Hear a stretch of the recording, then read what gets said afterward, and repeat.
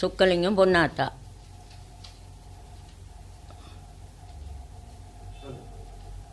நான் ஜெயபுரம் இருப்பிடம்.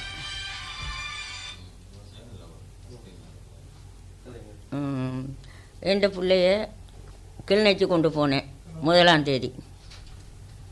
அங்கேருந்து 3ஆம் தேதி நீங்கள் போய் எடுவிட்டு ஆகணும் யாழ்ப்பாணம்னு கூட்டி வந்தேன். கூட்டி அந்த இடத்துல என் பிள்ளைய சரின்னு 4ஆம் தேதி இந்த சின்ன கையில் செய்கிறதுன்னு சொல்லி கொண்டு போனாங்க.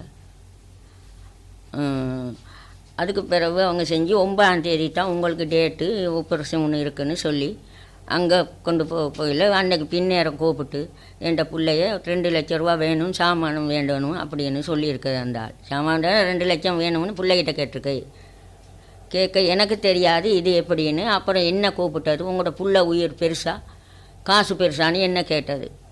அப்போ நான் சொன்னேன், எனக்கு காசு பெருசு இல்லை, புள்ள உயிர் எனக்கு பெருசு, அதுக்காகத்தான் நான் வாடாட கொண்டாந்தேன்னு வழக்கு. அதுக்கு பிறகு இவர் இல்லை அப்படின்னு கடிதம் எழுதி புள்ள கையில் கொடுத்துருந்தேன். அதை கொண்டாட சொல்லி திருப்பி வெட்டிட்டு 6 சாமான் வேண்டி கொடுக்கச்சு. 6 சாமான் சொல்ல இவ்வளோ கொஞ்சம் சாமான் நாங்கள் எண்ணி பார்க்க 6 சாமான் இருந்தது. அதை வேண்டி தம்பிக்கிட்ட சொல்லி காசு கொண்டாட சொல்லி நான் வேண்டி கொடுத்தேன். அப்போ இவர் என்கிட்ட வந்து உங்கள் கேட்க நான் சொன்னேன் என்கிட்ட காசு இல்லைன்னு தான் சொன்னேன், வேறு என்ன சொல்லணும்னா. பிறகு 2 பிள்ளைய 9ஆம் தேதி தான் கொண்டு போக சொன்னவங்க. 8ஆம் தேதி கொண்டு போகையில் பிள்ளை நடந்துட்டு தான் போச்சு. நடந்து போக அங்கே போகையில் பாக்கிய சொல்லி விட்டு சைன் வேண்டலைன்னு மிஸ்ஸி சொல்ல ஓடி வந்து கொப்பியை வாங்கி அதில் சைன் எடுத்துகிட்டு போனது. என்கிட்ட சைன் வேண்ட இல்லை.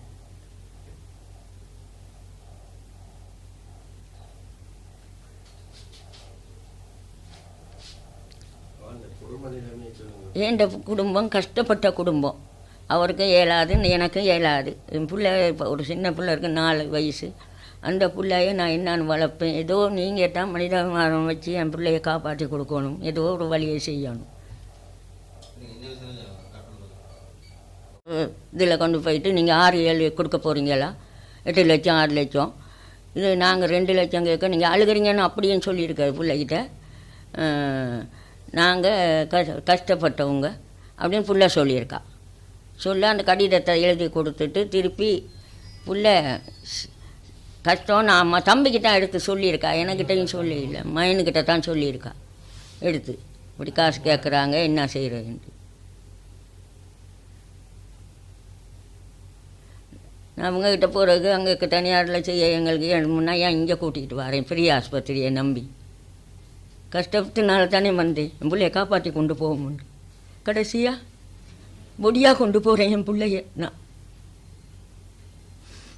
இன்றைக்கி என் பிள்ளை படுற பாடு ஒரு சின்னது. அம்மா அம்மா அம்மா எந்த நேரம் பார்த்தாலும் என்ன சொல்லிட்டா அம்மா, என் அம்மா தான் வேணும். நான் எங்கே போய் அம்மா தேடி கொடுப்பேன். இதுக்கு உதவி நீங்கள் தான் எதோ பார்த்தேன்ட்டு.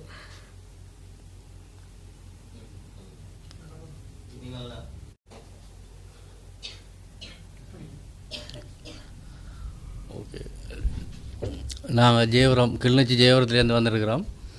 இப்போ என்னுடைய அக்கா தான் இப்படி ஆப்ரேஷன் செஞ்சு உயிர் போனது. இப்போ என்னென்னா 3ஆம் தேதி கொண்டு அப்படி அட்மிட் பண்ணது ஜப்னா ஹாஸ்பிட்டலில். வேல் பைபாஸ்ன்னு சொல்லி கையில் செஞ்ச வேலாம், கையில் சக்ஸஸ் ஆகிடுன்னு சொல்லி துடையில் செஞ்ச வேலாம்.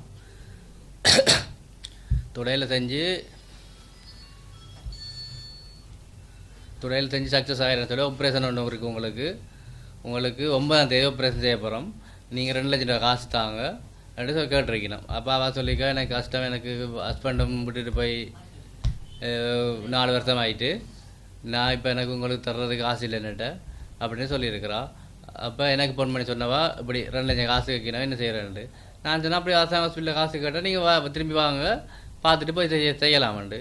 திரும்ப ஒரு கொஞ்சம் நேரத்தால் இப்போ ஒரு 2 ஹவர் கழித்து சொன்னவா ஃபோன் பண்ணி இப்படி 50,000 ரூபாய்க்கு சாமான் கேட்குறாங்கன்னு சொல்லி 50,000 சாமான் கேட்குறாங்கன்னு சொல்லி இப்போ இந்த சரி என் கவர்மெண்ட் சொல்லி தம்பி அனுப்பி நம்ம வந்து வாங்க வழிக்கிட்ட 30,000 ரூபாய் சாமான் வாங்கி கொடுத்துட்டு சொன்னவையெல்லாம் 9ஆம் தேதி உங்களுக்கு ஆப்ரேஷன் 8ஆம் தேதியே ஆப்ரேஷனுக்கு எடுத்துருக்கணும் கவர்மெண்ட் இருக்கணும்.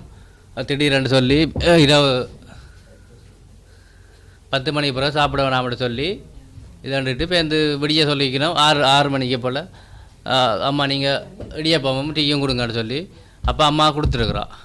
அம்மா டீயும் இடியப்பமும் கொடுத்துருக்குறா. அவள் சாப்பாடு இப்போ இந்த இதாண்டுட்டு இப்போ இந்த ஒரு 8 மணியை போல் வந்து சொல்லிக்கணும் பிளேண்டி ஒன்று கொடுங்காண்டு. பிளேண்டி கொடுத்துட்டு இப்போ இந்த திரும்ப வந்து சொல்லிக்கணும் உங்களை 10 மணிக்கு எடுப்பினா உள்ளுக்காண்டு. 10 மணிக்கு எடுக்கல, 12 மணிக்கு எடுப்பினோட 12 மணிக்கும் எடுக்கல.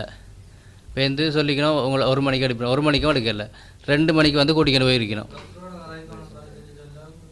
2 மணிக்கு கூட்டிக்கொண்டு போயிருக்கணும். கூட்டிக்கொண்டு போயிட்டு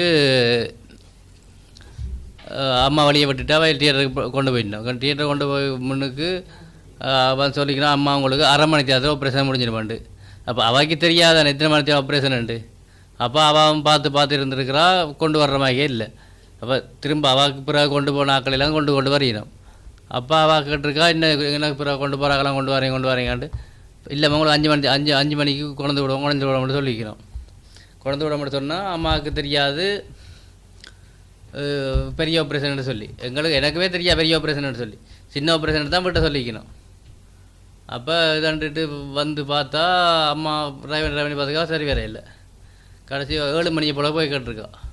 7 மணிக்கும் சொல்ல இல்லை. கடைசியில் ஒரு 8 மணியை போல் டாக்டர் வந்திருக்கார். அப்போ அம்மா கேட்டிருக்கா என்ன டாக்டர் பிள்ளைய 2 மணிக்கு கொண்டு போனீங்க இன்னும் கொண்டு வரையிலேண்டு. அப்போ அம்மா அவர் சொல்லிக்கார் அவர் ஒன்றுமே காய்க்கலாம். அம்மா முதுகை தட்டி விட்டுட்டு தடையை விட்டுருக்குறார். அப்போ அம்மா கேட்டிருக்கா என்ன நீங்கள் இப்படி ஒன்றுமே சொல்கிறீங்க இல்லைன்னு சொல்லி கேட்க இந்த பிள்ளைய என்ன கொண்டுட்டீங்களான்னு கேட்க. அப்போ அவர் இதாக பேசாடி இருந்திருக்கார். அப்போ 2 பிள்ளை செத்தா போச்சுன்னு கேட்க தலையாடிட்டு அவர் ஒன்றுமே கதைக்கலையா, அவர் பேசாட போயிட்டாராம் விட்டுட்டு. அப்போ அம்மா வந்து உள்ளே குடிக்கிற காட்டுங்கன்னு சொல்ல அம்மாவுக்கு தெரியாத ஐசியூ கொண்டது. தியேட்டர்லேருந்து ஐசியூ கொண்டதே தெரியாது. இப்போ அங்கே நேராக குடிக்க வந்து ஐசியூவில் விட்டுட்டு இல்லை எதுங்கம்மான்னு சொல்லி போட்டு உள்ளே போயிட்டு வந்துருக்கணும். அப்போ அந்த செஞ்ச டாக்டர்கிட்ட வந்து அம்மா கேட்டிருக்கா என்ன காட்டு இல்லாட்டி நான் எதாவது செய்வேன்னு சொல்லி அம்மா இதான்னு இருக்கா அழுதுருக்கிறா. தண்டை இதாக அழுதுருக்குறா. உள்ளே விடுங்க சொல்லி விட்டு உள்ளே போய் பார்த்தா 8:30 ஆள் டெத் ஆகிட்டு. 8:30 முடிஞ்சது. அம்மா எங்களுக்கு ஃபோன் பண்ணி சொன்னான் அக்கா அப்படி 8:30 செத்துட்டா 2 ஃபோன் பண்ணி சொன்னேன். அங்கே இருந்தால் இங்கே வர பைக்கில் வந்து நான் 1 மணி அதை வந்துட்டேன். வாங்க வந்து பார்க்க எங்களை விட இல்லை உள்ள வாசல் 2 பேர் செஞ்ச டாக்டர் பேரும் தெரியாது எனக்கு. செஞ்ச டாக்டர் வாசல் 2 பேர் சிங்களத்தில் காய்ச்சி வர எங்களை சிங்களம் போகிறாங்க இல்லை பெருசா காய்ச்சி போட்டு சொன்னார் மெஷினில் கொலிவு இருக்கான்ட்டு சொல்கிறார். செஞ்ச டாக்டரும் உள்ளே தான் இருக்கான்ட்டு சொல்லி போட்டு ஒரு 5 நிமிஷம் கூட கதைக்கல எங்களோட காய்ச்சிட்டு உங்களை அந்த டாக்டர் வந்து உங்களோட கதை பேர்னு சொல்லி போட்டு தான் போட்டுட்டு போயிட்டார். இப்போ நாங்கள் வந்து திரும்ப தண்டு பார்த்தா விட இல்லை எங்களை 1 மணி நேரம் உள்ள விட இல்லை. வெளியே போயினோம் வரையினோம் உள்ளே போயினோம் வரையினோம் கதை பூட்டி போட்டு போயினோம். அம்மா சொல்லிட்டா ஏற்கனவே 8:30 செத்துட்டு அம்மா சொல்லிட்டா எங்களுக்கு 10:10 ரிப்போர்ட் தந்துருக்கணும். 10:10 தான் ஆள் செத்தான்னு சொல்லி போலீஸில் இதாண்டு சொல்லி. அப்போ நாங்கள் இதாண்டு உள்ளே போய் பார்த்தா அங்கே மெஷின் பேலன்னு சொல்லிட்டு மெஷினில் ஒன்றும் கொழுவில் இல்லை, ஒன்றுமே ஒரு கனெக்ஷனுமே இல்லை மெஷினில். சும்மா கொழுவி கிடக்கு. மெஷின் கீக்கிண்டு கத்தி கொண்டு மட்டும்தான் இருக்குது. அப்போ இதாண்டுட்டு நான் போய் பார்க்க தெரியுது எங்களுக்கே தெரிஞ்சிட்டு ஆள்லாம் வித்தியாசம் ஆகிட்டு எல்லாம் ஊதி இதாண்டு வீங்கி இதாண்டுட்டு. அப்போ நாங்கள் வந்து வெளியில் வந்து அறிவிச்சிட்டோம். உள்ளுக்கு நாங்கள் கேட்டாங்க இந்த செஞ்ச டாக்டர் வர சொல்லுங்கள் நான் கதைக்கணும் என்ன நடந்துன்னு கேட்கணும்னு சொல்ல அப்படிலாம் கூட்டிக்கிட்டு இல்லாது அவள் வரமாட்டோம் உங்களை இஷ்டத்துக்கு அவள் வரமாட்டோம் அப்படி பண்ண. அவள் வந்து வருத்தமாக வீட்டில் இருக்கல படுக்க இல்லை ஒரு இது வரைக்கும் வருத்தமாக சொல்லி படுக்க இல்லை. அப்போ இது நடந்து வந்தவா ஹாஸ்பிட்டலுக்கு 3 கிலோமீட்டர் நடந்து வந்து தான் பஸ்ஸில் ஏறி வந்தவா.